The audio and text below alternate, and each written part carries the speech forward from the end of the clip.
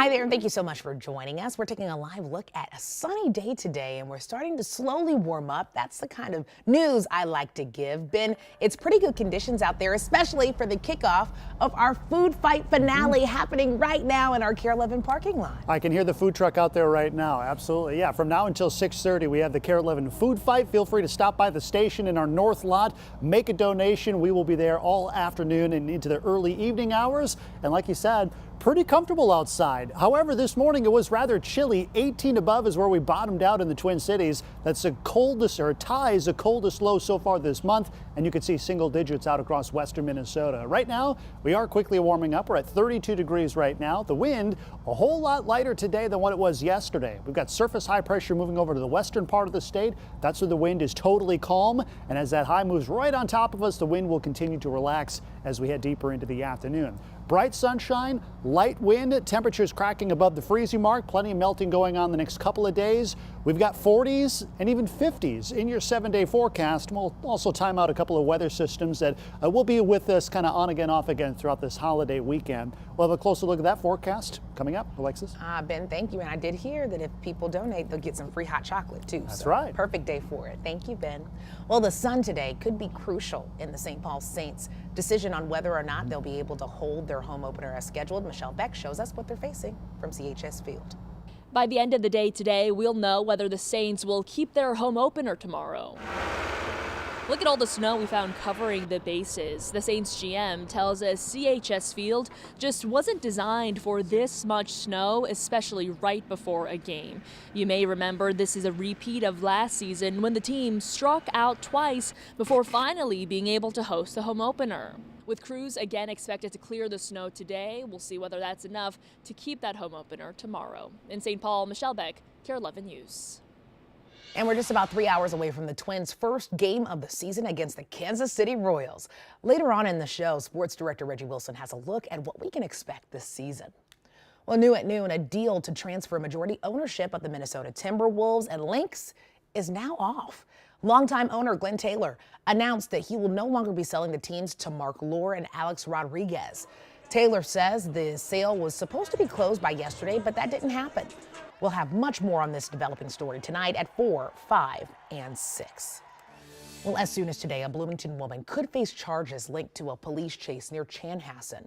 It's the story that we first told you about yesterday. South Lake Minnetonka police say the chase started when they discovered the 33-year-old had an arrest warrant in Illinois.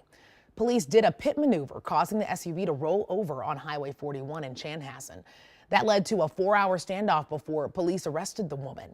An investigation is still underway into reports of officers firing their weapon. Well, tonight, Minneapolis city leaders are holding a dinner dialogue, hoping to hear from you about the future of George Floyd Square. The event runs from 6 to 8 at the Sabathani Community Center. The meeting comes as the city faces a lawsuit from one of the businesses in that area. Today, crews continue to look for more information about what led to a massive cargo ship colliding with the Francis Scott Key Bridge in Baltimore, causing it to collapse. It comes as officials move from a recovery mission to a salvage operation. 2 of the 6 men who were missing yesterday have now been found and identified. Responders believe the bodies of the other 4 are buried under bridge debris. An investigation of the incident continues with new access to ship data and interviews with all 21 members of the crew. Well, we have a health alert today about a rise in Mpox, formerly called monkeypox. The CDC says there have been more than 500 cases so far this year. In the same time period last year, there were less than 300 cases, but the numbers are still well below what we saw in 2022. Health officials are reminding people to get vaccinated. Well, for the first time, we're getting a look at new safeguards put in place for the use of artificial intelligence. The Biden administration created the mandates to prevent government agencies from abusing AI. One of the most public changes impacts travelers who will be able to refuse facial recognition scans at airport security. Each agency will also have an AI officer and will be required to publish a list of how they're using the systems. Well, now we know more today from the Minnesota Department of Education about the graduation rates for 2023. Last year, 58,293 students graduated. That's about 83% of the senior class. It comes with a drop in graduation rates for Black, Asian, and Latino and English learner student groups. However, looking at data over the past 5 years, the number of Black students graduating is still trending upward. Experts talked just hours ago about what we can expect moving forward. The big emphasis is in early learning. And so I think that's something that you're going to see play out within the next 5 to 10 years in terms of all the different implementation that the legislative session and the governor's office made an impact. And we have a full link with that full report at KARE11.com. We're getting a better look at potential changes to the state's marijuana legalization, including a focus on helping new businesses.